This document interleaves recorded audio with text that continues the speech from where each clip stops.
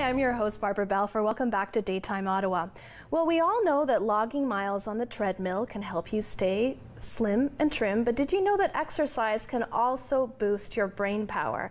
Well, here to talk to us about how to use exercise to turn us into intellectual success machines is Globe and Mail contributor, personal trainer, and author of Find Your Fit, Kathleen Trotter. Thanks so much for joining us, Kathleen. Oh, it's my pleasure. And I just love that this is one more added incentive to make people move. Exactly. Right? Because we all can find reasons not to be active. But if you can say to yourself, not only is this going to make me feel better, look better, have more energy, sleep better, but moving is actually going to make me smarter. Well, especially with all the growing awareness about dementia, Alzheimer's disease, and those kinds of diseases as well. Does it help with prevention? Absolutely. And what it does is it has neuroprotective qualities, is what they say. So it keeps your brain agile and active and adaptive. So all exercise is great for these qualities, right? They improve circulation to the brain. You can go for a walk, a run, strength training, all has these increased circulation properties.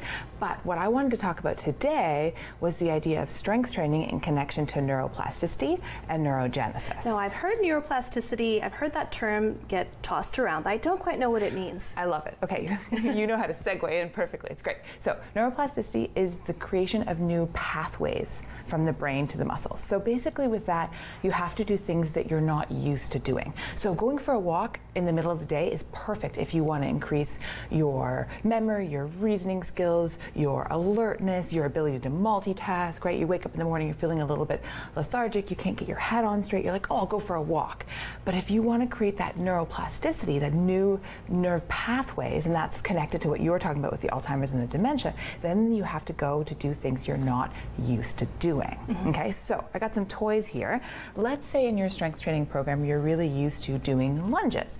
Then, okay, you want to have some neuroplasticity, you got to create new pathways. So you could do something like this, where you then have to balance, and your brain is like, oh my goodness, what am I doing, right? And that has to be adaptive, it has to move, which is great, right? You could do something like a... So there's a direct link between balancing and creating those neural pathways. Well, it's the newness. So if you were, so for example, I can lift my foot up, and that's not a challenge to me, so that's not going to create the new pathway. But if it was a challenge to you. Exactly. Okay. Right. For me, I might have to do something like knee up, turn my head, right? So something like that. You're obviously a pro. It is my job. Yeah. My clients are always like, that's so easy for you. I'm like, it's my job. Yeah, yeah.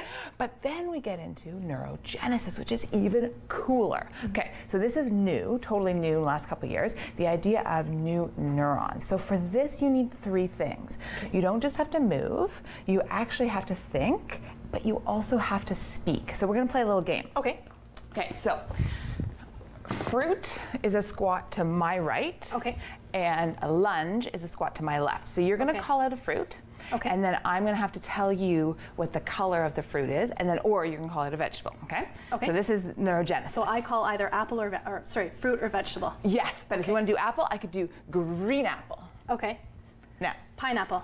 Oh my God, is that yellowy brownie kind of thing? I don't even know, right? So you can see that I'm having to problem solve and reason and speak to you out loud. And that's that neurogenesis. It's kind of like tapping your head and rubbing your belly at the same time. Exactly. Yeah. But it'd have to be sort of like tap, rub, because you have to have that speaking. Yeah. Okay, so then I know everyone's at home is thinking, but I don't always have a partner. I can't always work out with somebody. Totally fair. Yeah. So you can do neurogenesis on your own. Okay, so let's say... Now the trick to all these things, Kathleen, is stuff that we haven't done before or things that are very new to us. The trick to neuroplasticity are new things. Okay. The trick to neurogenesis is the concept of the speaking and problem solving. Okay. So let's say you're at the gym and you're by yourself. You don't have that partner to do those games with, right? Then you would say, okay, when I'm doing my reverse fly, I'm going to say chicken. Okay? That's putting together a shopping list. So this is my chicken exercise. And then when I get to my lunges, I would say I'm going to shop for mustard. So then I would say chicken and mustard. Multitasking at its finest. Exactly. And then let's say I decide, okay, my next shopping list, I have no idea, let's say plums. So then maybe plums, so then I would go chicken, mustard, plums, right? So that's but again, I have to say it out loud, right? So you're going to the whole thinking, speaking, and moving. So it doesn't have to be a shopping list. It could be I'm packing for a vacation. So it could be I'm packing my toothbrush, right? And then the lunge is I'm packing a t-shirt, right? But you have to say the list and remember. It's that memory that causes that neurogenesis and the speaking it. I would imagine that's a surefire way of making sure your grocery list gets embedded in your head. Like you don't forget that, you know? Totally. Or it's a fake grocery list. I'm with my clients when I play these games. They come in the next day and they're like, I was at the grocery store and I remembered the grocery list that I did at the gym, but I couldn't remember what I was actually there for. But you could do other things as well. So for example, if you were doing burpees or squats and you wanted to do 12 of them, you could count down, but from 101 in sets of 7, right? So then again, it's a problem solving, speaking. So I don't know if I can do it. Let's see. So it'd be like 101 and then 94 and then 87, right? So, but again, you have to speak out loud. What else have you got there? So you got discs. So again, if you want to play around with that neuroplasticity, it's all about doing new fun things. So this is one of my favorite little toys, right? So you twist. So really the main takeaway is that all exercise is wonderful and all exercise creates this neuroprotective quality, right? Where you're creating blood flow to the brain, you're making a more agile brain, right?